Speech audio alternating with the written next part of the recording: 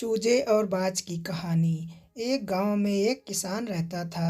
एक बार उसे कहीं से बाज का एक अंडा मिला। उसने वह अंडा मुर्गी के अंडे के साथ रख दिया। मुर्गी ने उस अंडे को अन्य अंडों के साथ सेने लगी। कुछ दिनों में मुर्गी के अंडे में से चूजे निकल आए और बाज के अंडे में से बाज का बच्चा चूजों के साथ पलने लगा। वह चूजों के साथ खाता पीता खेलता इधर उधर फुदकता बड़ा होने लगा। चूजों के साथ रहते हुए उसे कभी एहसास ही नहीं हुआ कि वह चूजा नहीं बल्कि बाज का बच्चा है। वह खुद को चूजा ही समझता था और हर काम उन्हीं की तरह करता था।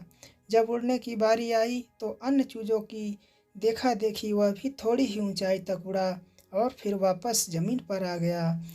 उसका भी ऊंचा उड़ने का मन करता, लेकिन वह सबको थोड़ी ही ऊंचाई तक उड़ता देखता तो वह भी उतनी ही ऊंचाई तक उड़ता। ज़्यादा ऊंचा उड़ने की वह कोशिश ही नहीं करता था। एक दिन उसने ऊंचे आकाश में एक बाज को उड़ते हुए देखा। इतनी ऊंचाई पर उसने किसी पक्षी को पहली बार उड़ते हुए देखा था। उसे बड़ा अचरज हुआ। उसने चूजों से पूछा, वो कौन है भाई जो इतनी ऊंचाई पर उड़ रहा है?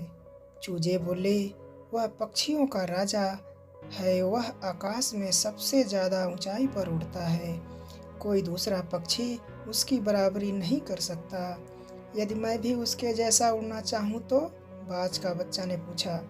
कैसी बात करते हो? मत भूलो कि तुम एक चूजे हो।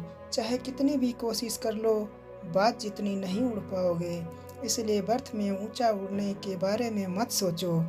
जितना उड़ सकते हो उतने में ही खुश रहो। चूजे बोले। बाज ने यह बात मान ली और कभी ऊंचा उड़ने की कोशिश ही नहीं की। बाज होने के बावजूद वह पूरी जिंदगी मुर्गी के समान जीता रहा।